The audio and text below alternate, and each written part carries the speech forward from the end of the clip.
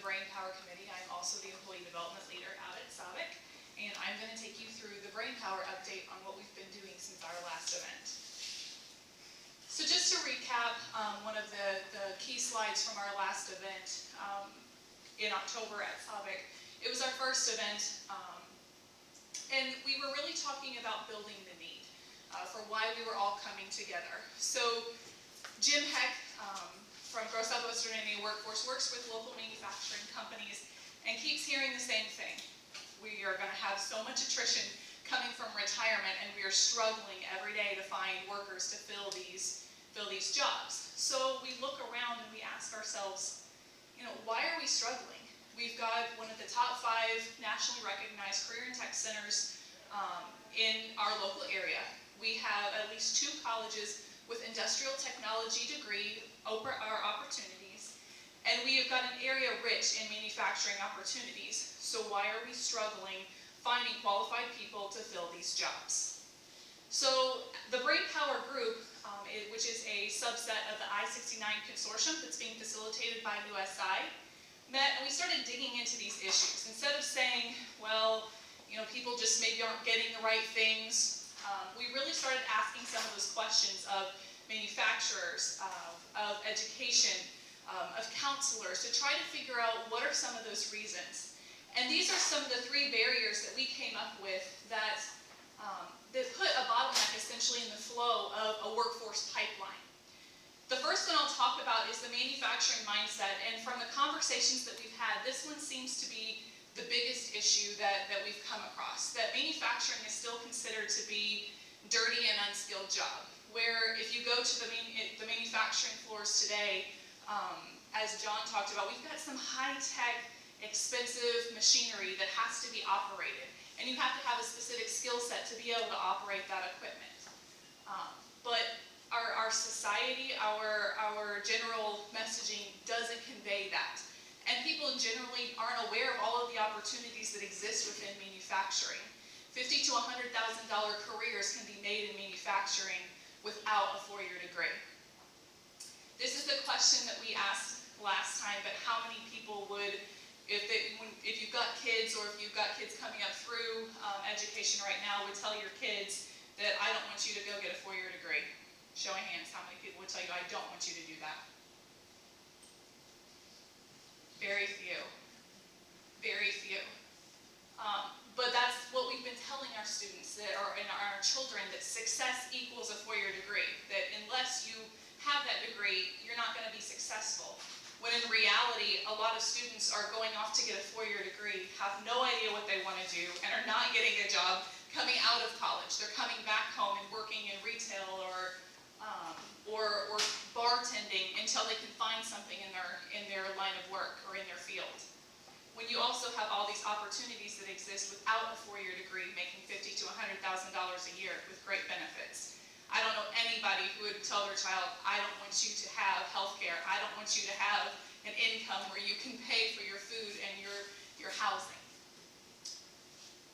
The next item that I'll talk about is the skill disconnect. So when we go around and we ask, why is there a disconnect? Or we ask manufacturers, what are you seeing? They're saying, well, I'm not seeing some problem-solving skills, or maybe we need more math. So that's what it's been translated to. Instead of going through and thinking about, okay, am I really maybe giving students the right things that they need, or is there a different way to teach some of these students, we pile in more math.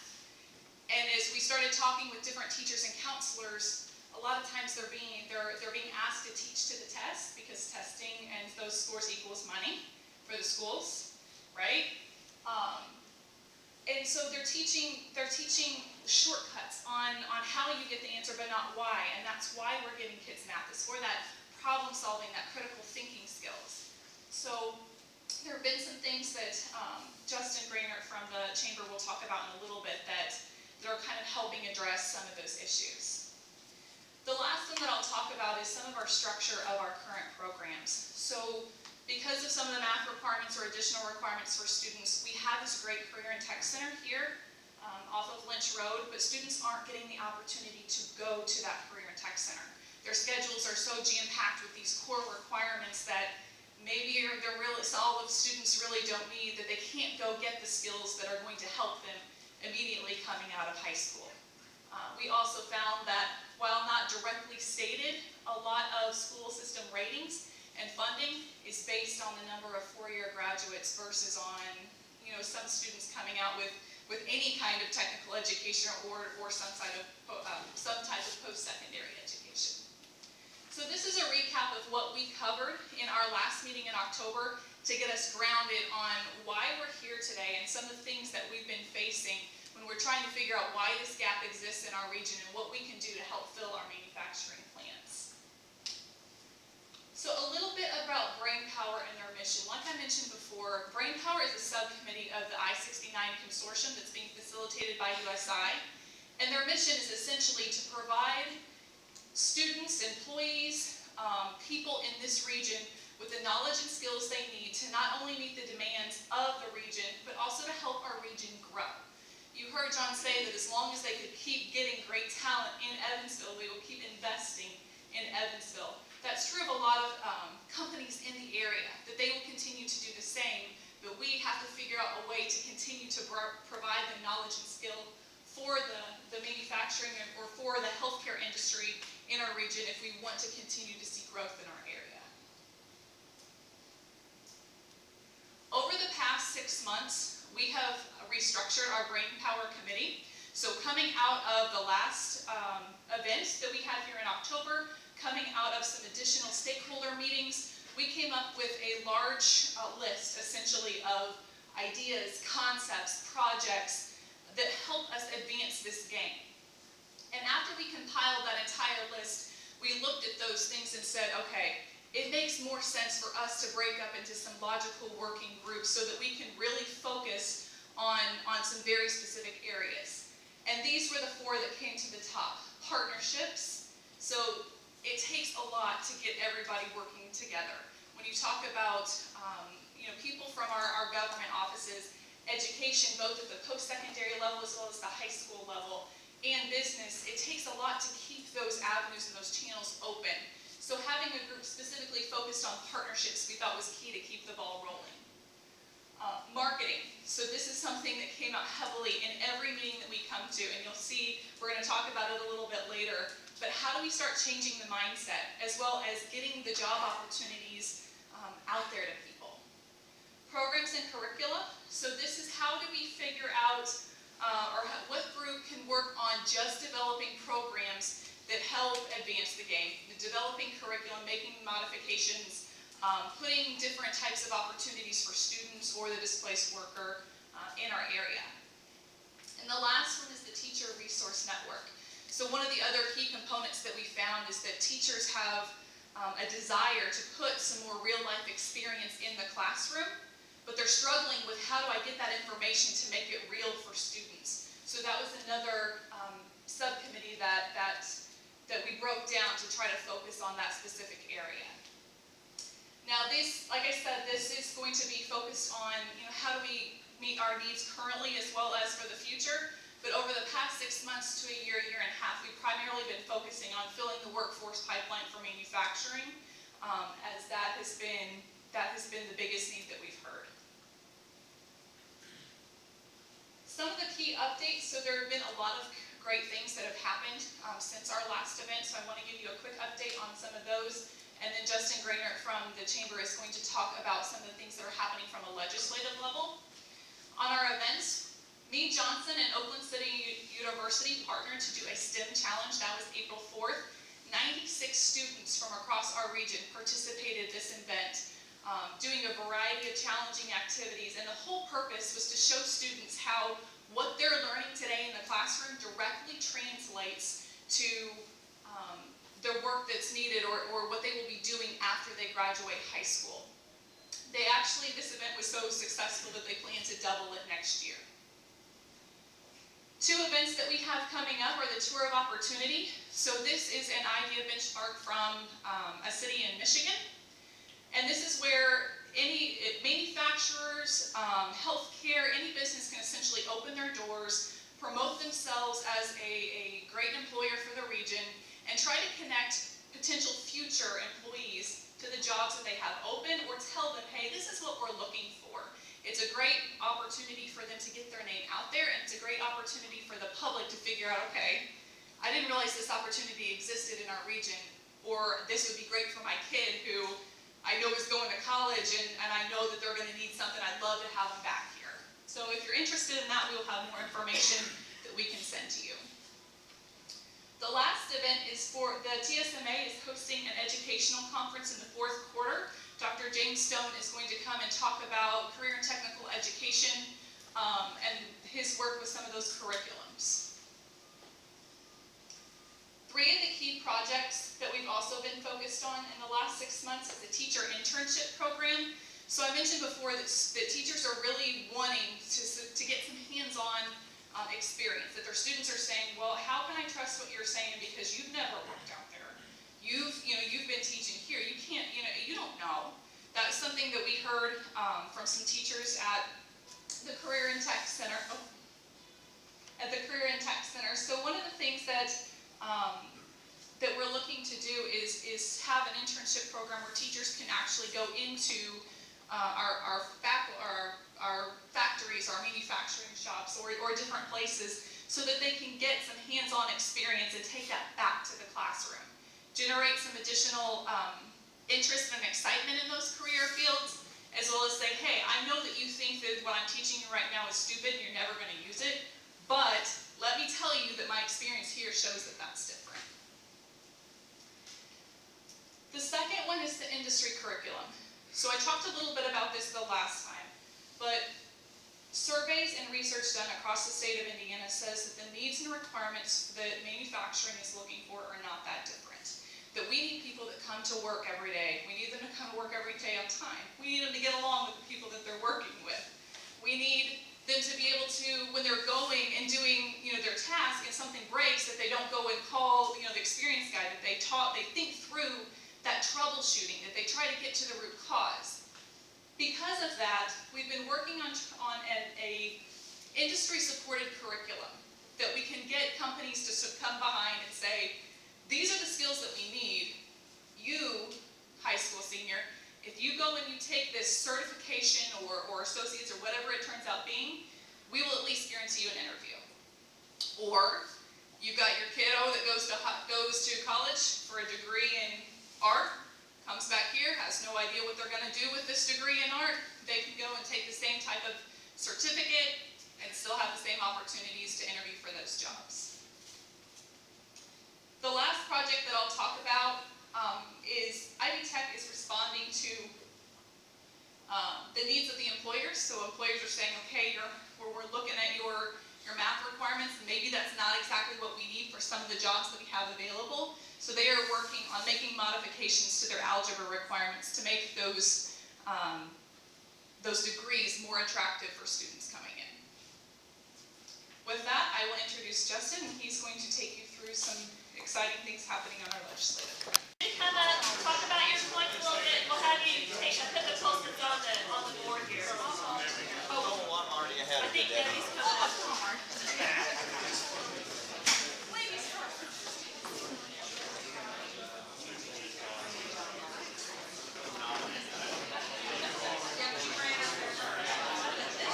Okay, can I have your attention, please?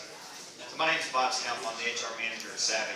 The question our table was dealing with was how do we keep and increase momentum for these efforts? A lot of discussion, a lot of great discussion about it. But the 3, actually we went to 3 instead of just 2. But the 3 were to keep this group engaged in the process.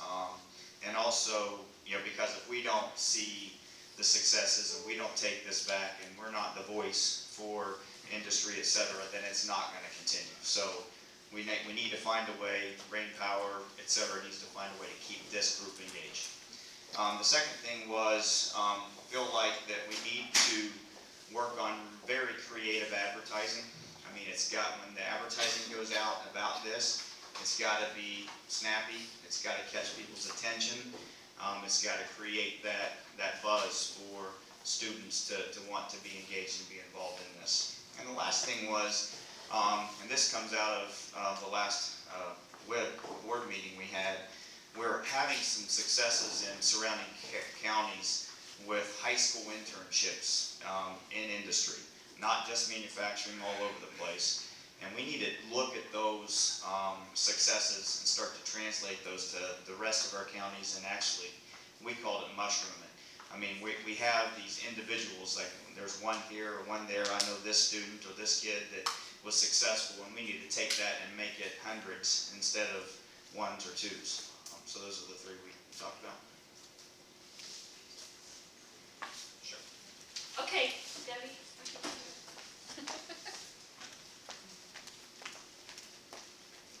Hi, I'm Debbie Dewey with the Growth Alliance for Greater Evansville. And we really had kind of a short-term, medium-term, and long-term. We had the marketing topic. From the short-term standpoint, we understood that we really need to be attracting skilled workers from outside the region as well, because we have so many open jobs that we don't necessarily have everybody here capable of taking those jobs. So the thought was kind of a public-private partnership of not only marketing the jobs that are available outside of our region that are available here, but then do we also work together to try and provide maybe temporary housing for 90 days during the probationary period? So a skilled instrument technician somewhere else could come here and they're not at a huge risk, they've been out of job for a while, we can give them some temporary housing, and if they get through the 90-day period and then they're hired, maybe then the public can come in and help. I think they're doing in Fort Wayne where they're actually giving maybe $5,000 if you buy towards buying a house here, if you have a job here, and after 5 years, if you're still here, then you don't have to pay it back. And again, try to combine the public-private in that type of short-term solution. Medium-term solution is really a marketing video, and we thought about a grandfather who worked for Berry Plastics and maybe the grandson who works for Berry Plastics. What was the environment in the manufacturing facility when the grandfather was working there? Show how that's changed. Show how the higher skill, computer-controlled, robotics, and everything else that will be attractive to the millennials, how that exists today. But then also show what was the lifestyle that it afforded Grandpa, what's the lifestyle it affords you today. And then another key thing is to show the people that you're working with. I think a lot of the millennials are very interested in the people I work with and the people I want to play with, go out and have a beer with after work, and to show that kind of relationship too as part of the marketing piece. And then long-term, really, in marketing to parents, we keep hearing this, you don't all have to get a 4-year degree. And so many of us, okay, that's good for everybody else's kids, that's not good for my kid. My kid's going to get that 4-year degree. Maybe we need to redefine what is a 4-year degree. A 4-year degree may be a year of classes at Ivy Tech. It could be then a co-op with Berry. It could be back to some classes at the Advanced Engineering Center at USI, and then it could be a year of on-the-job training. And at the end of those 4 years, you get an Indiana State College 4-year degree. And so then we, instead of keep trying to say you don't need a 4-year degree, you don't need it, let's redefine what it is and market that. That sounds great. I need another volunteer. Next table. Okay, come on. Open. Everybody.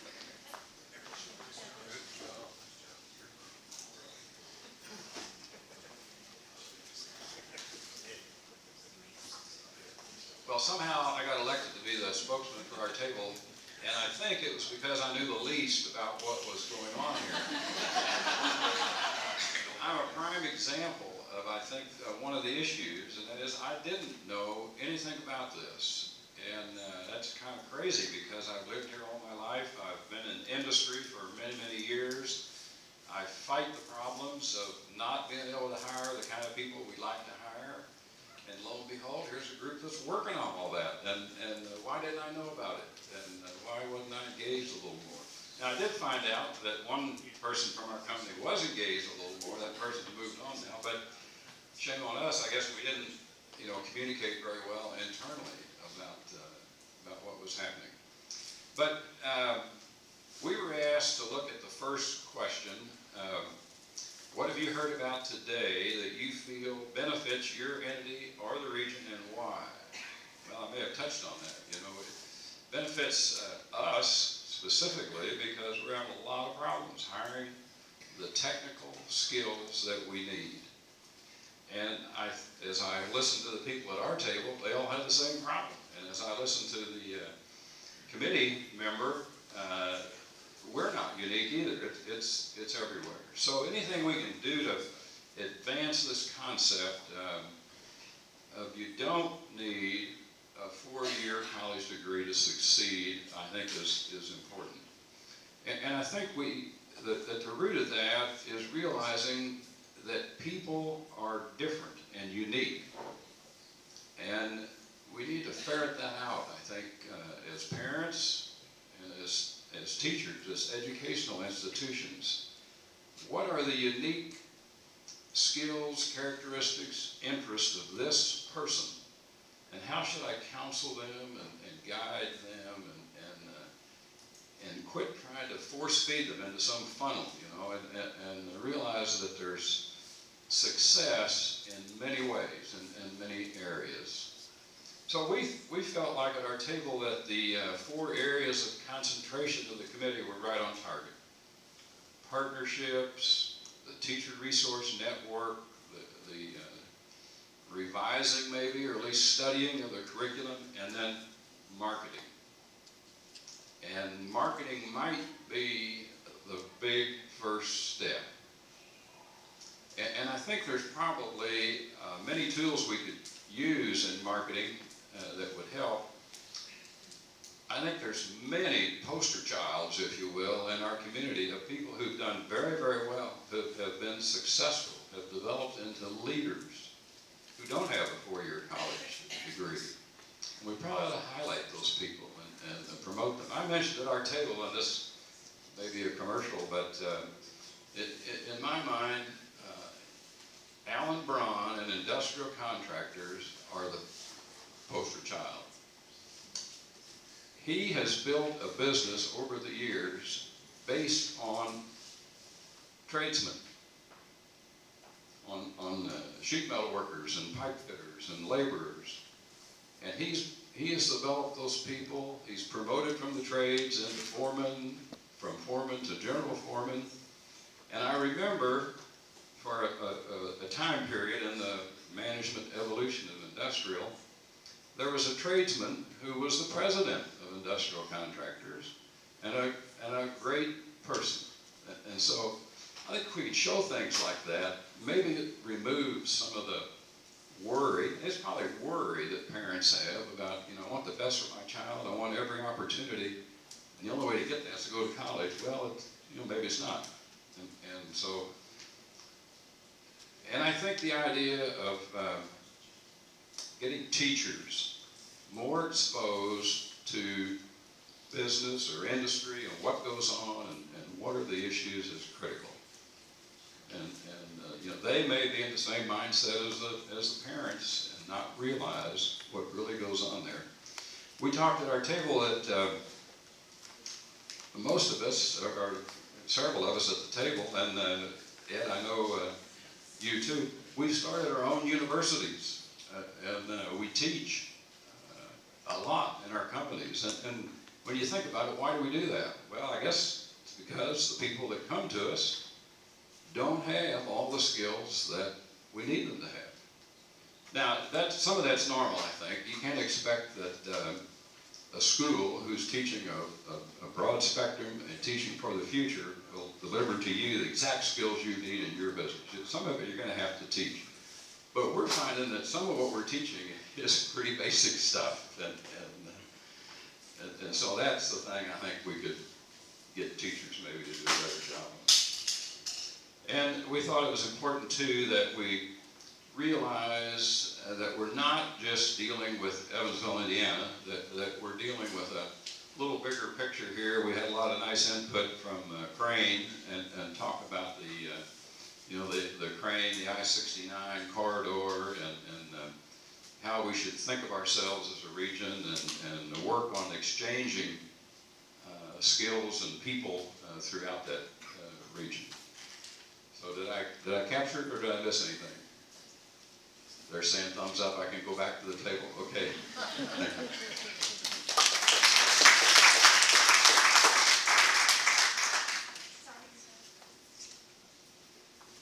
All right, our table had how do we keep and increase momentum for these efforts. So first of all, I think I had the most fabulous table here. And one of the things that we discussed so many things that everyone else has talked about, but absolutely what I heard is a validation of the Brainpower Task Force, that it's needed. that what it's doing now is exactly what we need the task force to be doing, hitting on the right cylinders, hitting on the right topics. So that was really good to hear. I'm just a meager participant in that task force, but what that group is doing is fantastic things. So validating the need and what the task force is doing was our first thing. The second thing that came up over and over was a roadmap, basically connecting the dots for the students and for the parents. Perhaps the same roadmap, but marketed differently to the students than to the parents. And a connection with the school, the teachers, the school counselors, the administrators, everyone in the educational environment with the parents and the students. So that roadmap, and to industry, working with industry and working with businesses, keeping those doors open, helping kids see the path from not high school, starting younger. We talked about third grade. We had some mentoring of second graders going into third graders that I thought was just the most fantastic thing I'd heard of, about a reality school that was replicated, R&D, rob and duplicate from the Girl Scouts. So the students had an opportunity to see what it was like to have a job, to earn money, to give a percentage of it to Uncle Sam, what was left over, what happens if you go broke. So it was some really good ideas. And then that early engagement went on to stress that we have to reach the kids earlier. And I think everybody has bought into that mentality, but the gap we decided was funding, that the funding from the government is not available as much for the early education. And maybe that's not necessarily a problem if we have all the leaders in this room stepping up with programs and participating. If we have the business world and the manufacturing world stepping up and providing those opportunities, maybe that's even better. So that was our thoughts.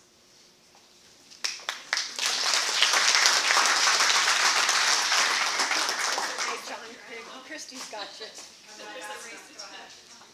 Good morning, my name is John Keck and I'm with Manpower. I was chosen to come up before this group because I got up and got a cup of coffee at the wrong time.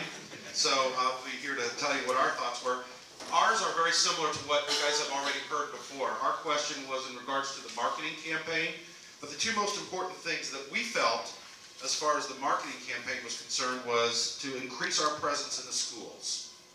And by doing so, we think that we should do that not only with businesses, but also with the educators. That those were the two key components as far as increasing our presence in the schools to get these kids excited. The other thing that we thought about as far as in the schools was that we also have to do so with a unified, consistent message. And so that's going to be very, very important. Because we do have to let these kids know what these different career opportunities are. Our second thing that we felt was the most important was we really feel like we need to increase the access to work choices at a younger age. We need to let a younger aged group of kids know what their choices are. And a part of that goes with that, a piece that goes with that, is also allowing the parents to be a part of that process as well. So that's basically what we have. A lot of people have that already. All right, good morning. My name is Christy Gillenwater, and I'm representing Table 6 in the back, another great group. I think we'd echo a lot of what we've heard about the excitement about being in this room today and the discussion happening. So thank you all for taking the time to be here and participating in the discussion. So our question was, what have you heard of today that benefits your entity or the region and why? And we took kind of two different angles with this, but I think both fall under the 4 points that McKinsey covered: partnerships and marketing. One was the recruitment of Berry Plastics, when John Rich talked about the international focus and what that can do for our collective region as it relates to more inclusion and diversity options here in our region. And I think it leads to a larger discussion about what kind of inclusion initiatives are we looking at. And there are some discussions underway there. but we were excited to learn that from Barry, and we know there are a number of other companies in this room and out of this room today who are also focused in a similar manner. And we think, again, there's some opportunities there. And then Dan brought up a great point, and then that international involvement then excites him as it relates to the career and technical students and their ability to see what opportunities are and the inclusion and diverse opportunities for them here in the region and how we market that. The other component we talked about that I think also follows under partnerships and marketing is the internship opportunities. And how many of you in this room are aware of Indiana InternNet? Okay, maybe half. I'll report, I'm a board member of Indiana InternNet, and it's a great group. And Fort Wayne has done a really good job. They actually have a staff member who goes out and tries to better market the program via students, their parents, schools, and employers, but it's really a linkage for internship opportunities. It's obviously an online resource. And so how can we do that? And I know one of the universities recently applied for a grant to hire someone to do this. I think collectively as a region, we were talking about, opportunity to better market that and create more of a one-stop shop for internship programs here in the region. So those are our two key focal areas. Anything else, team? All right, hey, thanks.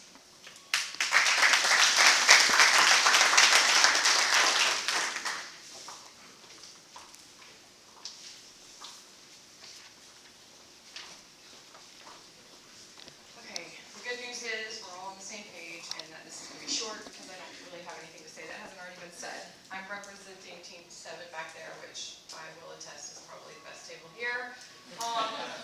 So, first of all, our question was, number 2 up here, how do we keep and increase momentum for these efforts?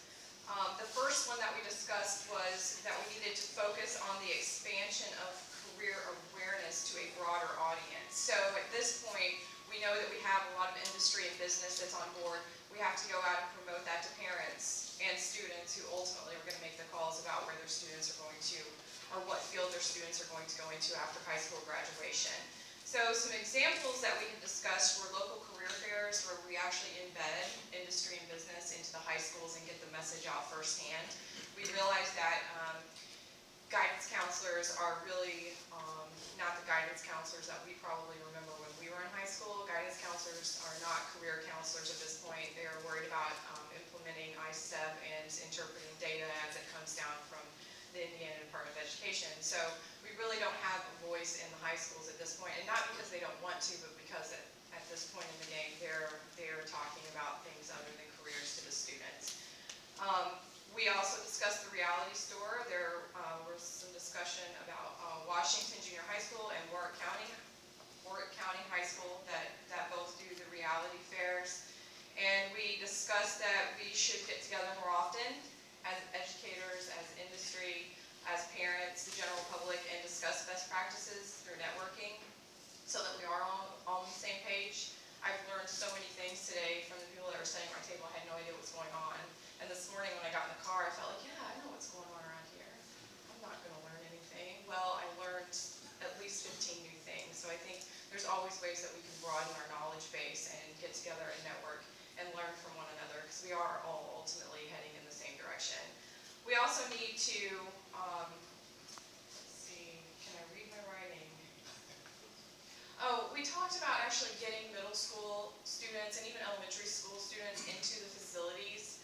I have a 10-year-old son who, at this point, he still wants to be an NFL player, and he's probably never going to weigh more than 140 pounds, so that's kind of off the table in reality. But he did come here to Berry Plastics a few weeks ago for a field trip, and he came home and he said, "Mom, I want to do that. That was so cool," which was great for me as a parent, because he's got interest in anything that's STEM. I'm always going to be his cheerleader. But we have to get those kids into these business and industries, and we have to find a way to make that more convenient and more of an option for teachers, because at this point budgets are to where the field trips are starting to dwindle. If they get out, to a state park where they don't have to pay anything, at this point they feel lucky. So we need to find a way to get those students into the schools. And then at the high school level, we need to find a way to get those students immersed in your business and industry. So that it's not just a one-time deal, they go home and they forget about it in a couple of months. We need to get them in there and actually make that a viable experience for them. We also, like many of you others before me have said, we need to make a priority of a public campaign to bridge the communication gap between industry education and particularly the public. Because parents, if you poll them, they don't typically want their kids to just get out of high school, get an associate's degree, and go to work. Because that's all it is to them, it's just doing this. They want them to reach higher. So we really have to turn the train around and make this a public campaign, an information campaign for them. Because it is going to take a long time to change that paradigm.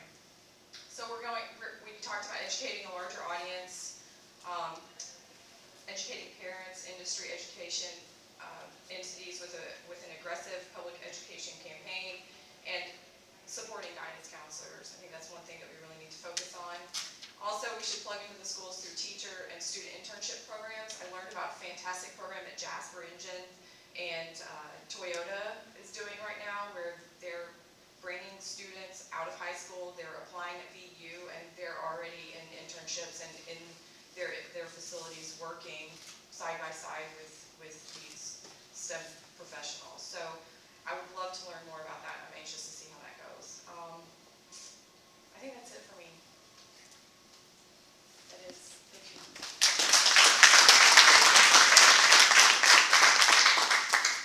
Since I'm the last to speak, I want to say I think table 5 is the best table. Thank you guys so much for coming today. Your input is very important to us. And if you can leave your notes on the table, we will collect those. We'll compile all the notes together. We'll send out a post packet with the presentation that we had today, along with the notes, and include in there our next meeting date time. So we would absolutely welcome every one of you to come to our next meeting and keep engaged and keep involved with all of this. And there are scented trash bags and duct tape in the middle of your table. Please take that stuff home with you. That is for you guys. Your children will love the duct tape if you have kids. Your wives may love the trash bags. Also, we do have a tour